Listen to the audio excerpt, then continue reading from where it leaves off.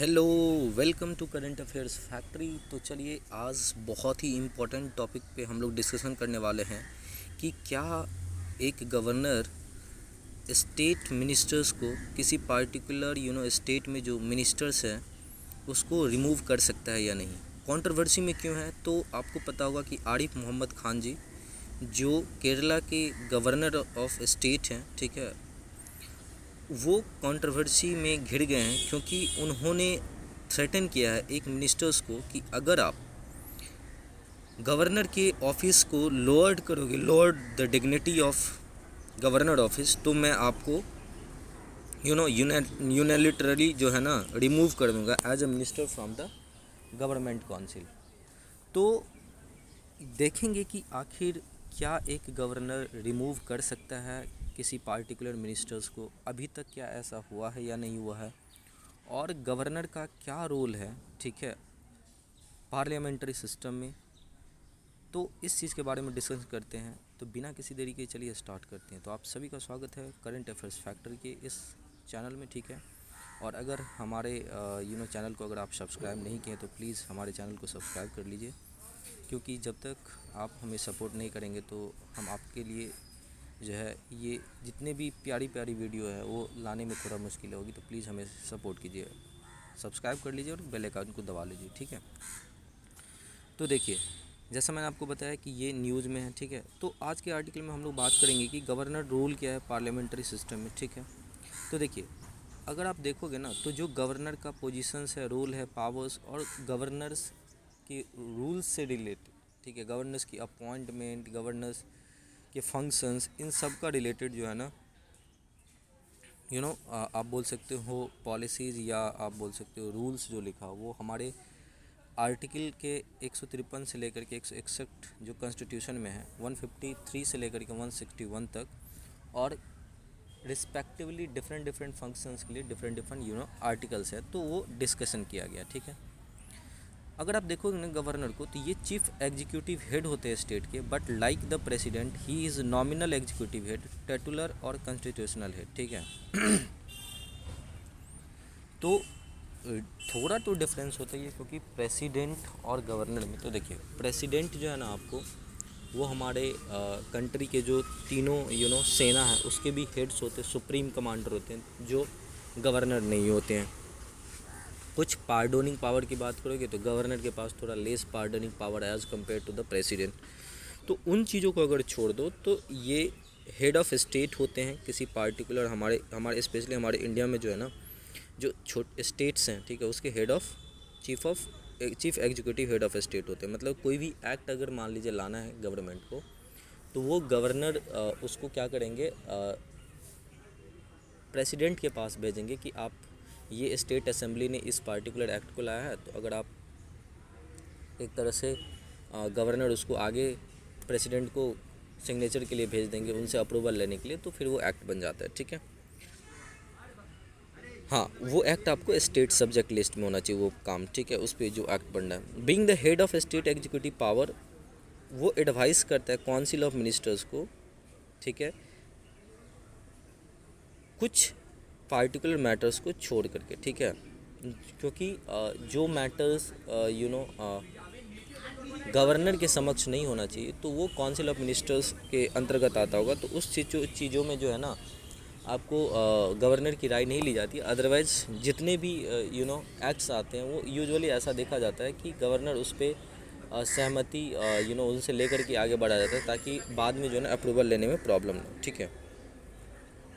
और गवर्नर जो है ना अपॉइंटेड होता है प्रेसिडेंट से और एक्ट्स करता है as a vital link between the union and state government. आपने देखा होगा जब आप लक्ष्मीकांत पढ़ोगे तो वहाँ पे क्लियरली लिखा हुआ है कि जो गवर्नर है ना, एक तरह से आप बोल सकते हो कि सेंटर अपॉइंटेड जो है ना एक एजेंट बैठा हुआ है कहाँ पे, स्टेट में, ताकि स्टेट जो है ना अपने मन से कुछ एक्स्ट्रा ऑर्डिनरी ना करे। क्योंकि हमारा इंडिया जो यूनियन है, यहाँ पे इंटीग्रेशन ऑफ टेरिटरी का बहुत इंपॉर्टेंट ख्याल किया जाता है, जिसके छोटे छोटे पार्ट सभी राज्य हैं, स्टेट्स हैं, ठीक है। और गवर्नर अपॉइंट्स करता है chief minister and the council of ministers, ठीक है। अब यहाँ पे पॉइंट ये आता है कि अभी जो कंट्रोवर्सी क्रिएट हुआ है, ठीक है, कि does governor have the power to remove a minister. तो जैसा मैंने आपको बताया कि आज अभी तक no occasion so far has been occurred कि governor unilaterally removing a ministers from the government. अभी तक देखा गया है कि जब कोई चीफ मिनिस्टर्स अपने काउंसिल ऑफ मिनिस्टर्स में से किसी पार्टिकुलर मिनिस्टर्स को हटाता है तो वो रिकमेंड करते हैं गवर्नर को कि आप प्लीज़ इनकी रेजिग्नेशन ले लो या इन्हें निकाल दो, ठीक है। तो अभी तक यूनिलैटरली गवर्नर जो है ना नहीं हटाया किसी पार्टी। तो देखते हैं, देखिए आर्टिकल 164 ऑफ 1 सेज दैट कि ministers shall hold office during the pleasure of governor. हालांकि जितने भी गवर्नर हैं मिनिस्टर उसको निकाल सकता है, क्योंकि ये डिपेंड करता है कि कोई भी मिनिस्टर या काउंसिल ऑफ मिनिस्टर्स वो प्लेजर ऑफ गवर्नर पे डिपेंड करता है। जब चाहेगा तब आपको पार्लियामेंट्री जो असेंबली काउंसिल ऑफ उसको भंग कर सकता है। लेकिन याद रखिएगा कि एक यूनिलैटरली डिसीजन से बचने के लिए जो है ना इसमें काउंसिल ऑफ मिनिस्टर का अप्रूवल या रिकमेंडेशन ज़रूरी होता है, ठीक है। However, constitutional expert says the governor cannot remove a ministers in their own capacity without obtaining the sanction of chief minister or the consulting with the letters. If a governor removes a minister in their own capacity, that will result in parallel governments. तो simply मैंने बताया कि act as a agent of center, governor will be in a given particular state, ठीक है। But इसका मतलब ये नहीं कि आप पैरेलली गवर्नमेंट चला रहे हो। आपको जो भी डिसीजंस लेना है वो यूजुअली आप जो रिकमेंडेशन होता है ना काउंसिल ऑफ मिनिस्टर का या चीफ मिनिस्टर्स उसके मेन अथॉरिटी होते हैं, तो उनके रिकमेंडेशन पे ही आप क्या करोगे, कोई एक्शंस लोगे, अनटिल कि वो बहुत ही इंपॉर्टेंट सब्जेक्ट ना हो, देश के टेरिटरी और इंटीग्रिटी या सिक्योरिटी से रिलेटेड ना हो, जहाँ पे सेंटर्स बहुत इंपॉर्टेंट योगदान रखता है, तब तक आप पैरेलली गवर्नमेंट नहीं चलाओगे। Only when the chief ministers allows it then the governor is empowered to remove the minister. But ऐसा कभी कभी देखा जाता है कि इस तरह की कंट्रोवर्सीज होती है, यूनिलैटरली एक्शंस ले लेते हैं, हालांकि मिनिस्टर्स को अभी तक नहीं हटाया गया। तो इस चीज़ों के बारे में आप यहाँ पे देखोगे कुछ जजमेंट है अपॉइंटमेंट और removal of council of ministers से रिलेटेड। तो उसमें से एक है Shamsher Singh and another's versus state of Punjab 1974 की ये एक केस है, जिसमें सुप्रीम कोर्ट ने हेल्ड किया था कि president and governor shall exercise their formal constitutional powers only upon and in accordance with the advice of their ministers except in a few well known exceptional situation. तो जैसा मैंने आपको बताया कि जो भी डिसीजंस गवर्नर और प्रेसिडेंट लेंगे वो काउंसिल ऑफ मिनिस्टर्स और जो कैबिनेट मिनिस्टर की काउंसिल्स होती है सेंटर में उसके रिकमेंडेशन के आधार पर लिया जाएगा, except some exceptional situations. The court, that is Supreme Court, also added that even in the case of prime ministers or chief ministers ceases to command majority in the house, मतलब जब यहाँ तक कि कोई चीफ मिनिस्टर्स और prime minister के पास जो है ना उसकी मेजॉरिटी की कमांड नहीं है और गवर्नमेंट लूज कर गया है majority, but refuses to quit office, मतलब लेकिन वो ऑफिस नहीं छोड़ रहा है, और dissolution of the house where appeal to the country's necessity. उस सिचुएशन में मतलब एक पार्टिकुलर सीएम और पीएम अगर अपने ऑफिस को एक तरह से बोल सकते हो मेजॉरिटी को रूल लूज कर चुका है, तो उस सिचुएशन में भी ऐसा देखा जाता है कि जो भी गवर्नर और वो अपॉइंट नहीं कर सकते, क्योंकि उस टाइम पे जो है ना काउंसिल्स ऑफ मिनिस्टर्स भंग होता है, ठीक है। तो जो हेड ऑफ स्टेट है should avoid getting involved in politics and must be advised by his prime minister, that chief ministers, who will eventually take the responsibility for the step.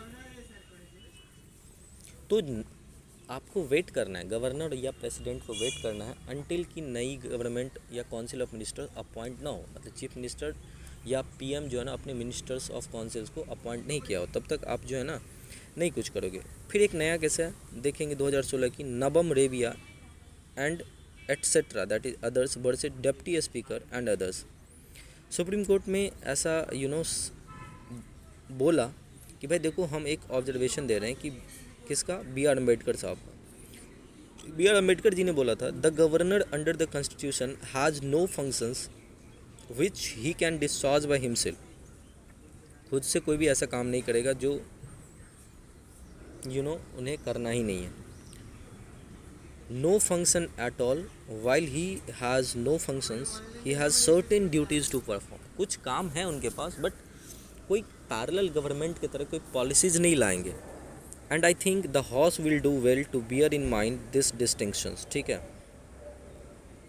अब इन particular controversies जो समय समय पे adapt हो जाती है, इसको ध्यान में रखते हुए गवर्नमेंट जो है ना कोशिश करते हैं कि कुछ पॉलिसीज़ या रूल्स लाए, ताकि ये जो आप बोल सकते हो डिस्टिंक्शंस ऑफ पावर्स होता है, या कभी कभी जो एक तरह से उतार चढ़ाव का सिचुएशंस हो जाता है, अनस्टेबिलिटी क्रिएट होता है, ठीक है, पार्टिकुलर स्टेट में, तो उस चीज़ों को दूर करने के लिए यहाँ पे समय समय पे जो है ना स्टेट या सेंटर की जो गवर्नमेंट है वो कमीशंस को गठन करते हैं, और वो कमीशंस को बोलते हैं कि भाई आप देखो इस सिचुएशंस को, ये आपका एक पार्टिकुलर कंसर्न है, इसके ऊपर आप क्या रिकमेंड करोगे, उस पर हम लोग विचार करेंगे और नए कानून लाएंगे। तो जिसमें सरकारिया कमीशन 1983 है, यहाँ पे देखते हैं, ठीक है, ये सेंटर स्टेट रिलेशन से रिलेटेड है, ठीक है। और उन्होंने जो है ना एडिशनल क्राइटेरिया जो है ना फॉर अपॉइंटिंग सम गवर्नरशिप के लिए कुछ रिकमेंडेशन किया था, और उसके जो कुछ इंपॉर्टेंट रिकमेंडेशन यहाँ पे देख रहे हैं। Governor be appointed after effective consultation with the state chief minister and vice president and speaker of the Lok Sabha should be consulted by the PM before his her selections, ठीक है। National commission to review the working of constitution 2000 में, Sarkaria commission 1983 में, याद रखिएगा। The commissions recommended significant changes in the selection of governor. The commission suggested that the governor of the state should be appointed by the president after consultation with the chief minister of the। फिर आपने एक famous commission का नाम सुना होगा, that is Punchhi commission, that is 2007। तो पंची commission propose किया था कि एक कमेटी होना चाहिए जिसमें PM, home minister, vice president, speaker and the concern chief minister should choose the governor, ठीक है। It further recommended deleting the doctrine of pleasure from the constitution, ठीक है, but back the right of the governor to sanctions the prosecution of minister against the advice of the state government. It also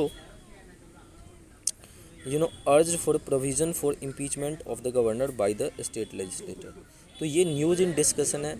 आप देखोगे कि India since हमारी unity है, यहाँ पे बहुत सारे छोटे छोटे स्टेट्स है, बड़े स्टेट्स भी है, तो सेंटर अपॉइंट करता है गवर्नर को। तो इस हिसाब से ये कंट्रोवर्सी तो चलती ही रहेगी डिफरेंट इश्यूज़ पे। तो आगे अगर कोई न्यूज़ इन ट्रांजिशन अपकमिंग टॉपिक्स में या फ्यूचर्स में आता है तो हम उस पर एक नए अलग से वीडियोज़ लेके आएंगे। तब तक के लिए देखते रहिए करंट अफेयर्स फैक्ट्री, और हमारे चैनल को सब्सक्राइब करना ना भूलें। Thank you so much for watching this video. Thank you so much again.